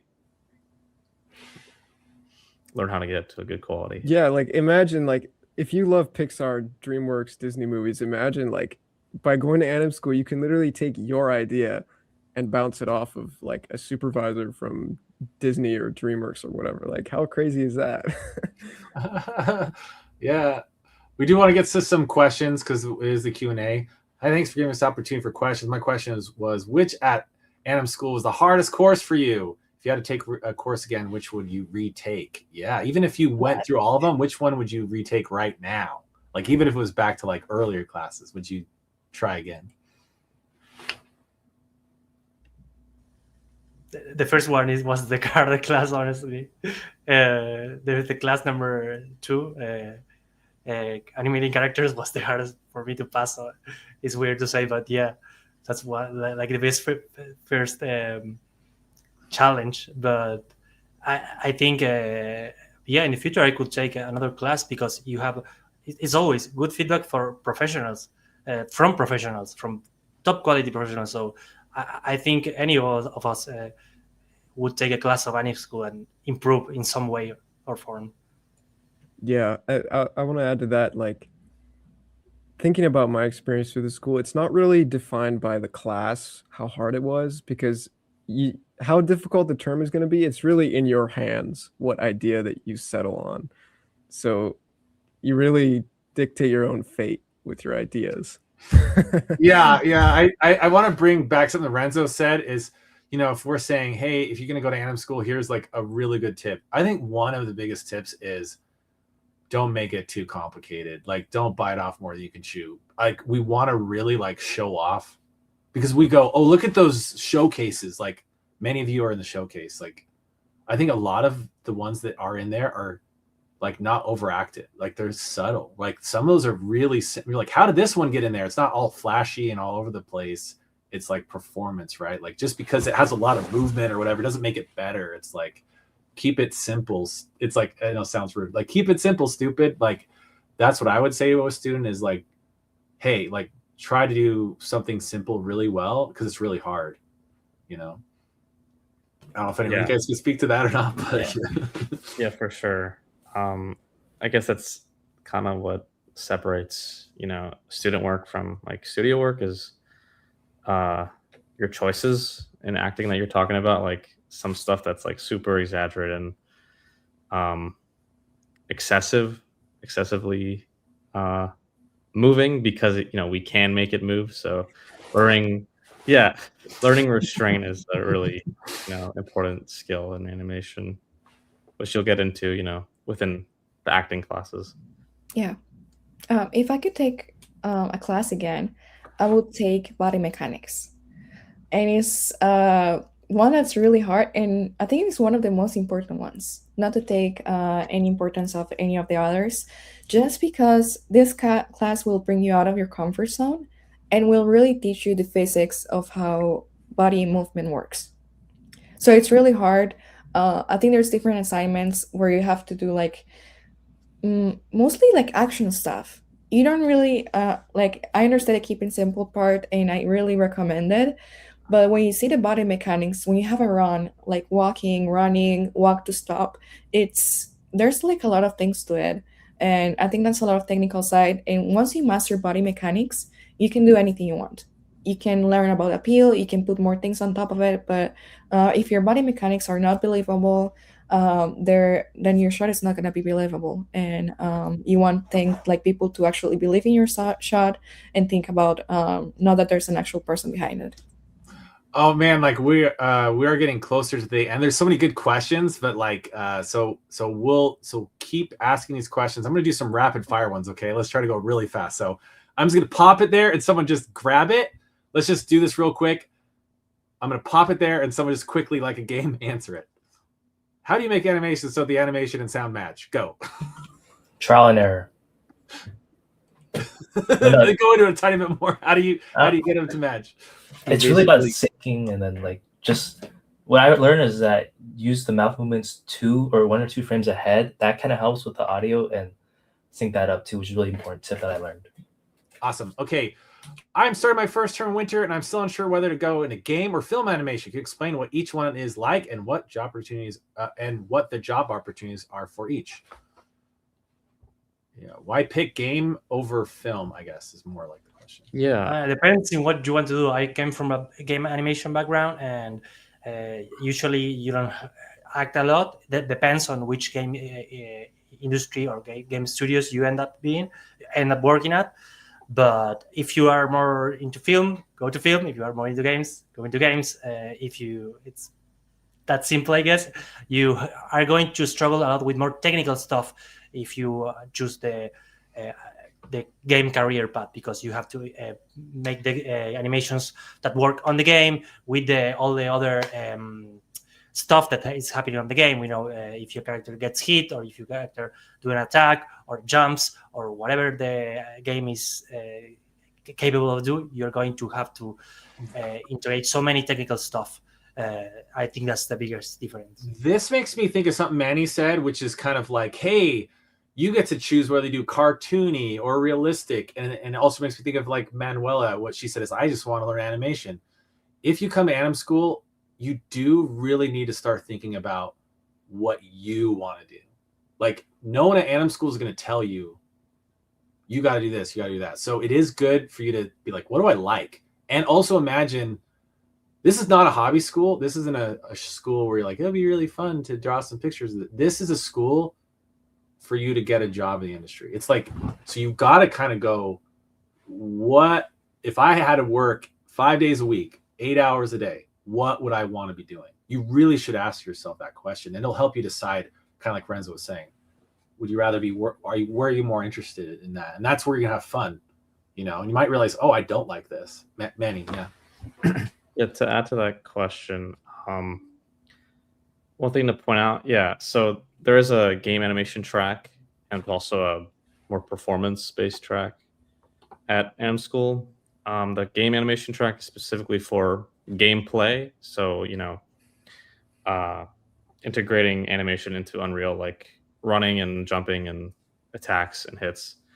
And then the acting program is stuff that's fit for movies and shows. But something to keep in mind is that games have cinematics and cutscenes, and those are done by the acting animators.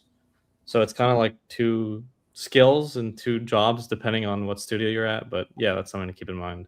And here's a quick one. Do your students learn Maya and integrate them into Unreal? Yes, in the games.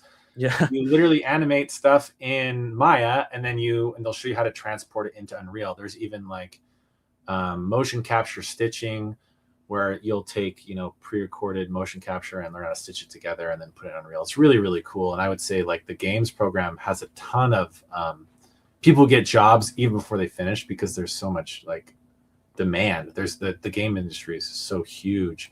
And I'm going to post this here. We're going to kind of finish with this question. I love AI. That's great. That's fine. This is opening a huge can of worms, but I will say this is like, I always say this is I never really worry about a new tool like that. Like when they made the Gutenberg press, it really disrupted industry because before you had a bunch of monks that hand drew every book, and all of a sudden you could like print a whole book, and it just changed everything. And AI is very disruptive to the industry in the same way that like photography was to painting. Like painting had to change, right? Like before people were like painting historical images. Well, now you could go paint, you could take a photo of it. So it just means that it changes.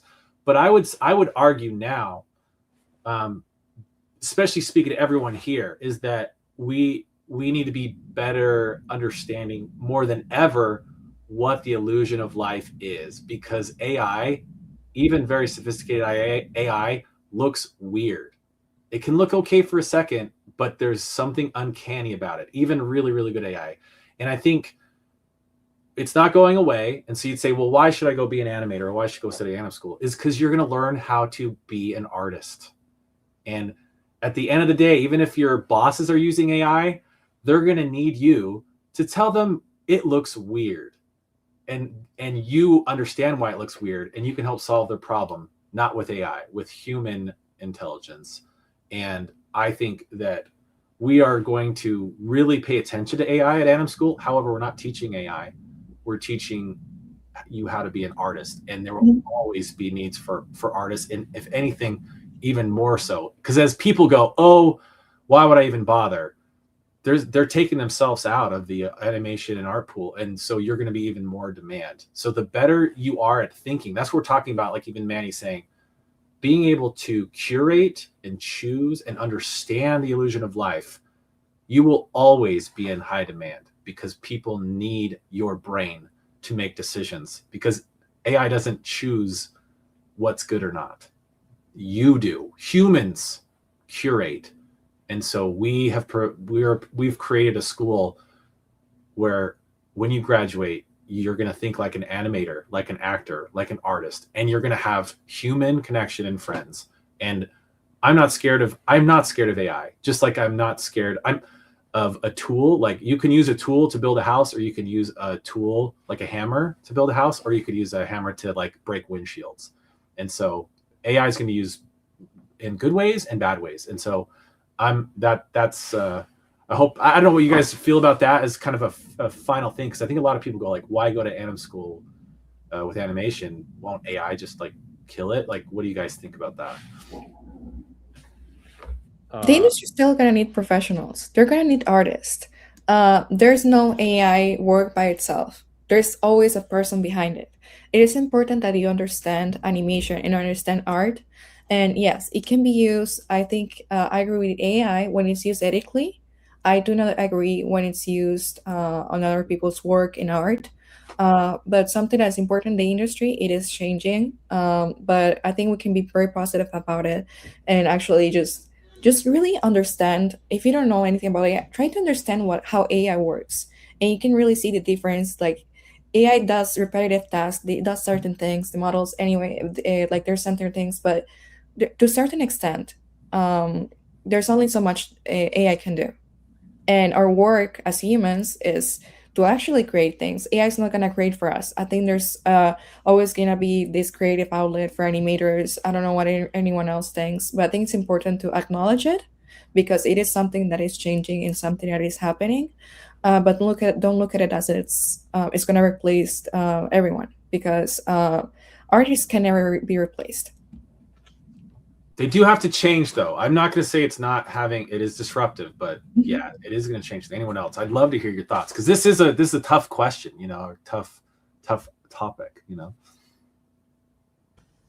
Yeah, I think Manuela said that maybe in a few years it's a tool that it's implemented in the industry, but you gotta know the how the illusion of life works, because anyone can do a pretty walk cycle, do a pretty acting, but what acting choices? What story are you telling?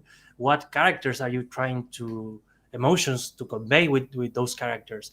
That's all of the stuff that really makes an animator the difference that makes a decent animator to a good animator to an excellent animator. It's those things, not how you can move the characters exactly, how you can put life to those characters, how you can make the other person feel.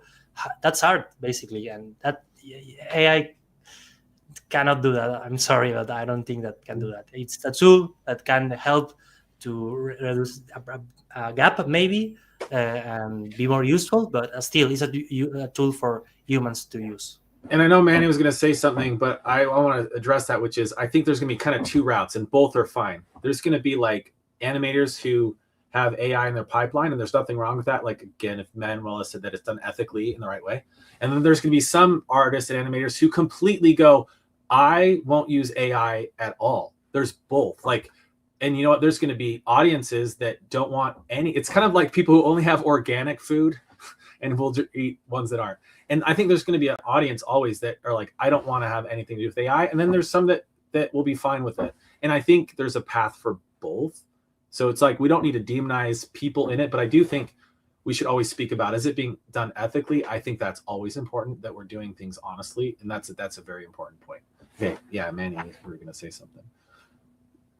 Yeah, I was just going to say, like, I don't think that the current iteration of AI will be what it would look like if it was implemented in the industry. Like, I don't think we know what that would be, how it looks, so it's really hard to talk about. But and eventually I think it probably will find its way in the industry, but depending on how that looks, I don't think artists are replaceable. If you want to cut corners and you want to decrease quality, then that'll be apparent. But that, and I could speak about my personal opinion on AI and why, I don't like it, but what happens in the industry is what shapes, how we work. So it's kind of undecided right now. Yeah. Yeah, I mean, concept artists are really under attack from AI right now, but this is just a thought. Maybe the industry will go towards a much more purposeful direction now, because if AI can create cool looking stuff, then maybe all the top films and top projects are going to be that much more purposeful, where they take concept artists and really use them for a much more like story driven and purposeful creation. Yeah, and what I think you guys are all kind of being prophets here. Again, we're just trying to like guess what it's going to be or not. But my feeling is that if something's easy to do, right, everyone will do it, and then people go like, that's all the same. Like if AI only like, right, AI's already like scraped everything already, and anybody could just make it happen. Humans are going to try to find something that AI can't do. Like, we'll drift towards that, and it'll be, we want novel things and things that are different and new. And so I believe, kind of like a plant that's like growing out of like a crack in the road, like there's always going to be artists that are going to do stuff in reaction to, we're going to see a lot of reaction to AI. And I think in that fight, or that thriving, the artist will win. I think because they can curate and they can think and make decisions. And I think AnimSchool makes you that way. Any other, like, Manuela, do you have any other like thoughts you kind of wanted to say before we close out? Just about the AI topic, I think it is interesting, common for sure, but I think that there's one thing we can all agree, and that is that things are changing, and we need to learn how to adapt. However, I'm really happy with the session overall, and I really hope everything was useful because I think being honest about our journeys is what actually will help people in their journeys as well. So I just wanted to wrap up by saying, like, you can always email AnimSchool and reach out to admissions if you have any questions. Or personally, if you have any questions for any of us, just feel free to reach out. And for me, like, I don't mind if you reach out to me on LinkedIn or anything. I know there's a lot of questions you might have, especially when entering the animation industry. Definitely, don't be afraid of look. You have our names. It's really easy now in internet to find our profiles. So just if you're watching this live or in just recorded, just go ask, send a message on LinkedIn, and yeah, I think all of us will be happy to give a hand.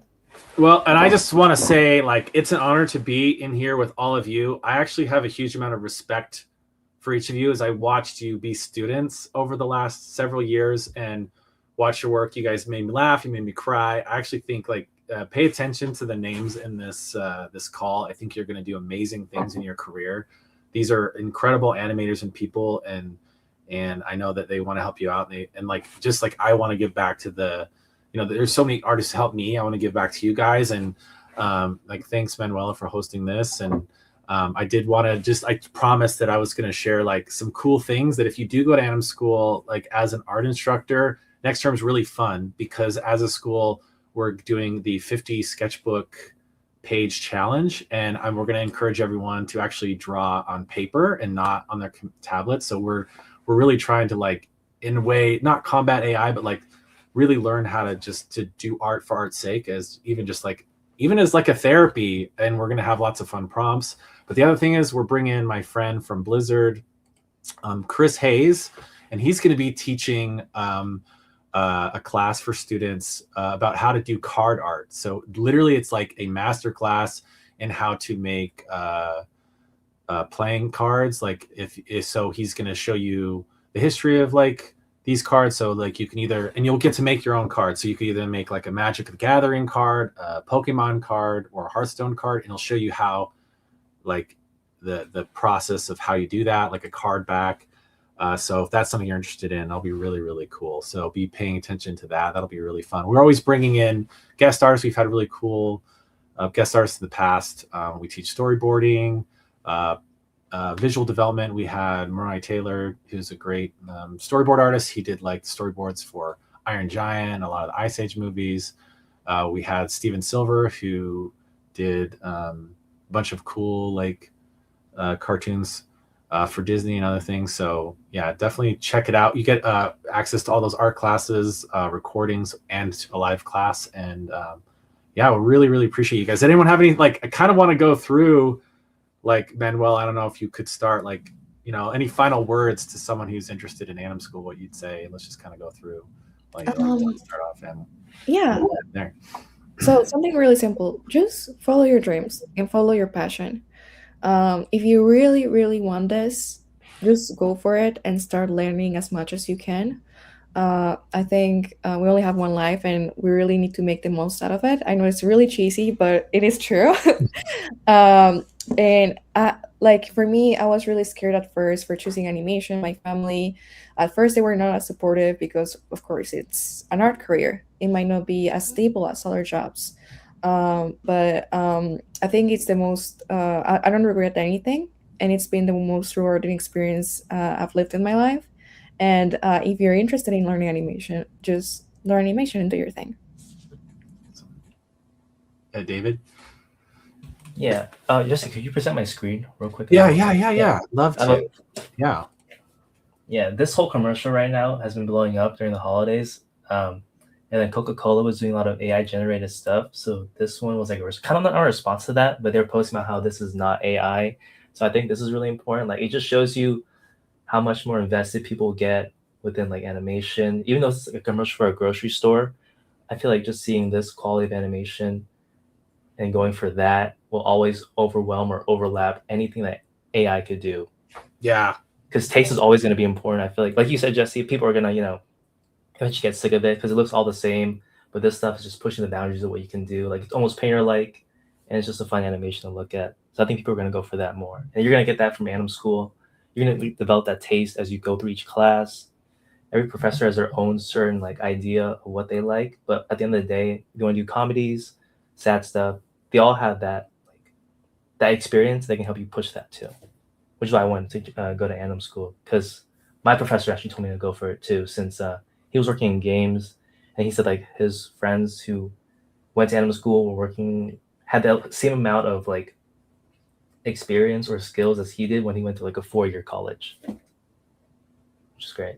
Amen to everything David said. He's so true. We've watched a big backlash. McDonald's did this AI commercial. They said they had to do thousands and thousands and thousands of prompts, and it just looked awful. And then you see something like this, and look at the textures and the art direction. It's just so gorgeous. Oh my gosh. You can definitely feel the artist touch in these. Oh my gosh. Yeah, it's feature level. So good. That food is so rad. Oh my gosh.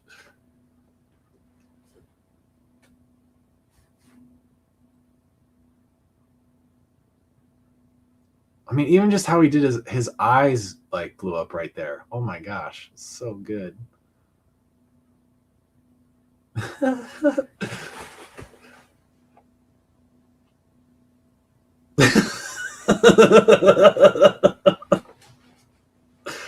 Oh my gosh, this is so funny. I haven't actually watched this one. I saw people talking about it, so I'm I need to watch this with sound later. Oh my gosh. So there's a lot of behind the scenes online from artists. Yeah, someone posted the chat. This is so freaking awesome.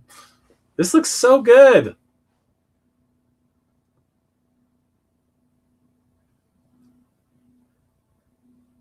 Also, I really have a philosophy, and I think AnimSchool does too, a philosophy of abundance, right? People are oh, there's no more jobs, there's no more this. Artists make stuff where there wasn't something there before.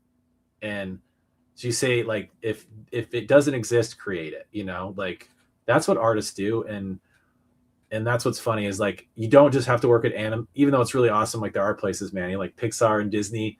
There's a lot of other places that don't even exist yet that could be the coolest new thing that we're man, I wish I worked there. And you could be part of that thing. Man, that is so good. Oh my gosh. That was so awesome. Yeah, I love that. I think someone said one of the words of 2025 is slop, because there's so much AI slop. It's what it is. It's just people know when there's no thought behind it. It's if someone's just going to generate a book for someone to read and they didn't take any effort writing it, who would read it? It just doesn't resonate, right? Oh my gosh, that's so good. All right, let's see here. I know we're going a little bit over, but I'm really curious. Patrick, what would you say to somebody who is interested in going to AnimSchool or getting into animation? I would say just, if you love animated films and stuff, just think about how freaking awesome it is to break the barrier between, really looking at those studios and the animation world and feeling so far away from it, and how close you can get by going to AnimSchool. Like I said, bouncing your ideas off of a professional animator or supervisor from one of these big studios is just mind-blowing. It's awesome. What Patrick said is so true and so nuts, is that before AnimSchool, I'm yeah, I wonder what people are like in the studio, and I wonder if I'll ever get to know them. And now they're my friends. They're my friends, and it's I'll go see the shot and I'm this is so cool, and it's my friend did that. I can't believe it. I talked to this thing that made me cry in one of these Disney, Pixar, Sony movies. That's my friend who did that. And that's probably Patrick, right? If you felt that way, you're oh my gosh, I know the person who did that now. Yeah, it's oh my God, I love the bad guys, and I'm receiving notes from the supervisor on bad guys on my shot. What? It's Whoa, crazy. That's so cool. Yeah. Manny, what would you say to someone getting into animation? Yeah. Animation is hard. Not something that, you're going to pick up right away. It takes a lot of time, especially in my first class at AnimSchool in short animation, my instructor said, "You're never done learning. Like even when you get a job in the industry, you're never done learning because it's always something different. You're always animating something different. It's never the same. So there's always new challenges, and it's not going to come right away. You know what I mean? It takes time and a lot of hard work." Yeah, I don't remember who it was exactly, but one of the instructors at AnimSchool said that even though he had like 15 years of experience or whatever, you never really learn like how to do a specific type of shot because every shot is unique. So it's not like you learn a formula that you can just apply. Like every shot that you have is like its own unique cycle that it has its chapters, and it's like this cycle that repeats every time in a different way, and it's really cool. That's awesome. Renzo, what would you say to someone that wants to get animation or go to AnimSchool? Just go for it. Just go for it. Honestly, it's so much worth it. If you can afford it, just go for it. Don't even think about it. Just go straight away. Even if you think you're not ready, because I was in some way thinking that before entering, just go for it. And if you are in a developing country or a country that is much more difficult to enter because of the prices, just try to think about animation and 3D animation as a career. Even though if you cannot afford AnimSchool, try to apply to the discount program, and even if you can only just pick one class, it's going to be worth it because you just only one class. So many doors can be open for that. There's so many places to work, not only in the US or in Europe or in Canada or in other places in Latin America. There are so many different studios that with that and so many different levels of quality that you have to enter. So you don't have to finish AnimSchool just to have one of those jobs. I had a job, a good job, without going to AnimSchool, and and just by going to 2 classes or just by going talking to us, asking questions, joining a community, and trying to get feedback or give feedback, you're going to learn so much. And I see so many people that want to make art and choose different career paths and don't consider animation as a career. And it's a career that is so fun, so fulfilling. It's difficult, as Manny said. It's hard. It's going to be you're going to sacrifice stuff. You're going to sacrifice hours and time with friends and hours in the computer. But I think in the end, it's worth it. And please do consider it if you are in any part of the world, because it's a really fun career, and it's really, really fulfilling.